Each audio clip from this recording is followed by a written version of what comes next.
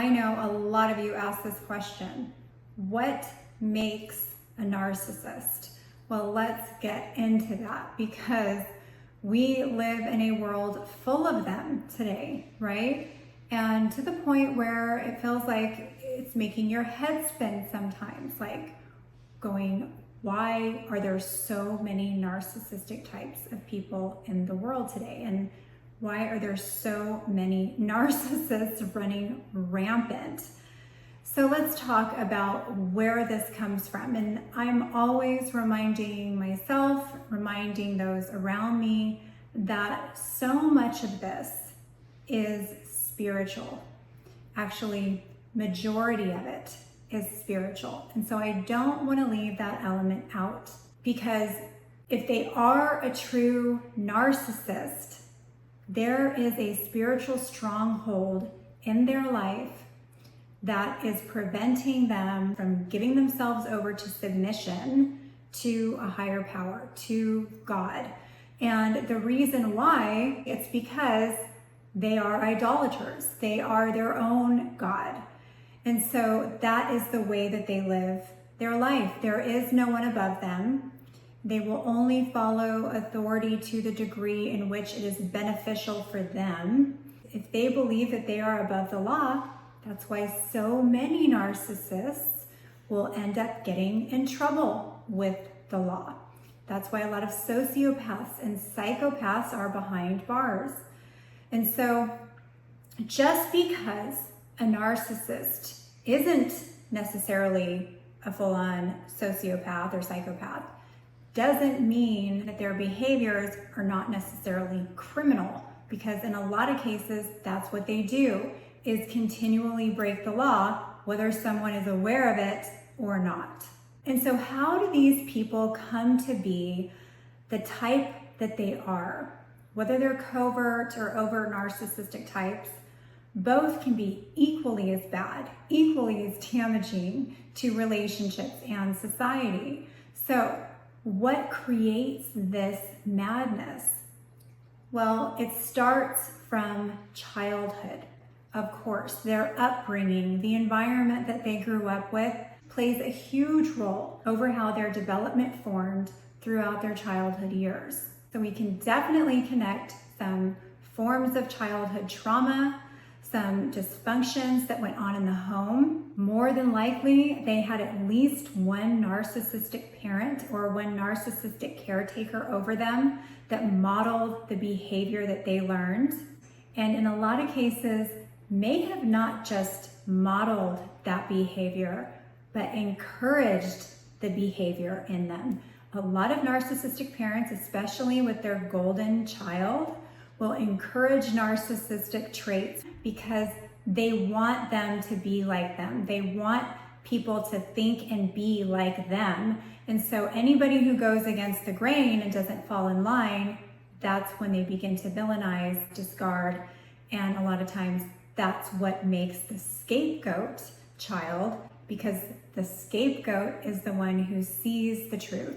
The scapegoat is the one who sees through all the dysfunction, sees through all the manipulation, and starts calling them out usually, or showing that they notice what's going on. And as soon as the narcissist, especially the narcissistic parent, notices this, they immediately will villainize that child, put that child in the place of the black sheep, so to speak.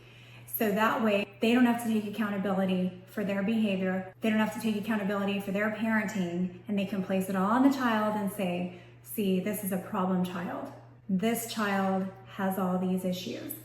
And that's where a lot of scapegoats end up learning to become codependents, because they are trained to believe that they are responsible for all of the bad behavior of the narcissist. They believe that something is wrong with them and that it must be something they're doing to cause or contribute to the way that they're being treated. So you can get a pretty good picture of what I'm saying about the dynamic of the home growing up for the narcissist and what they've learned in that environment. And the other piece of that is the spiritual element of it, their relationship with God. Because anybody who is not able to submit to God is not going to be able to submit to any kind of leadership or any kind of accountability, because they would view accountability as something that's above them. Nothing and no one can hold a true narcissist accountable in their mind. And so that makes it nearly impossible for them to have a relationship with an authoritarian figure like God.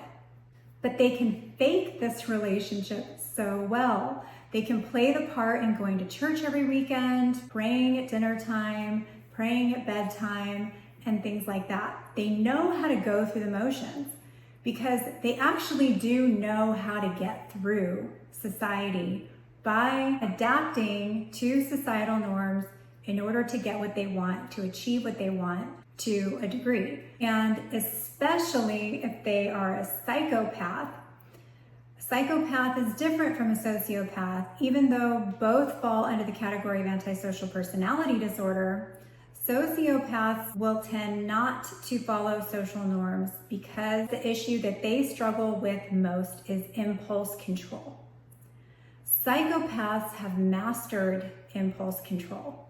Psychopaths typically have a really high IQ. They're very calculated in what they're doing. They're very methodical.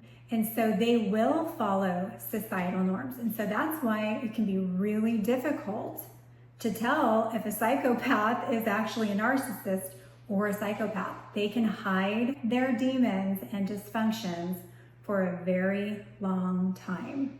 And in my opinion, these are the types of people, the vessels that Satan uses to accomplish his assignments in the world. And so we have to understand and make room for that in our minds, that is a huge part of what's going on when you encounter a narcissist. Now let's kind of briefly cover some ground on narcissistic personality disorder. I do believe that this is a disorder. And I do believe that there are only two types of narcissists when it comes down to it, and that's overt and covert narcissists. I do believe that a person can be a narcissist and not be a psychopath or a sociopath.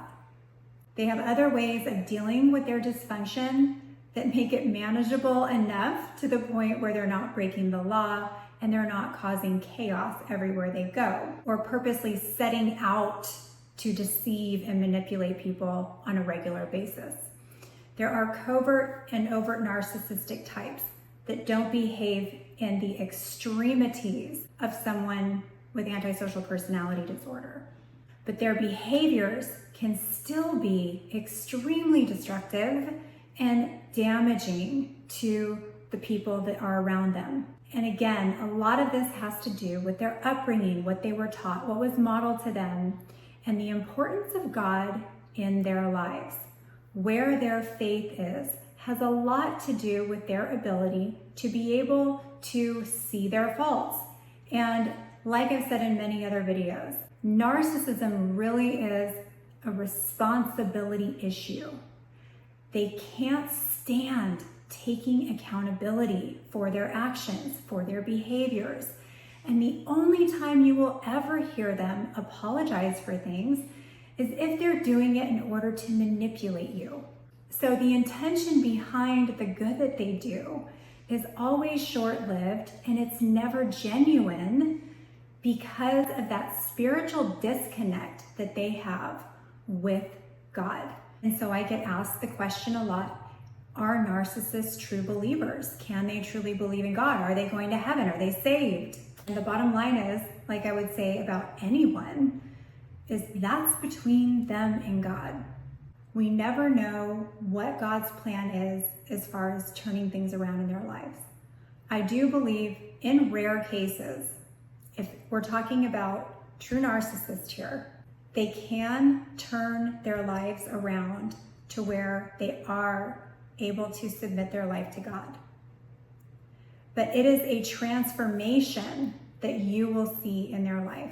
So are they bearing fruit of a believer? There are rare incidences where God willing changes that person's heart and they become transformed. And again, listen to the words I am saying. Transformation, spiritual maturity. Those are the things that you will see in a changed person, in a changed heart. I hope this video was helpful, and if you like it, please hit like, subscribe to this channel, and you'll see more videos like this. Take care.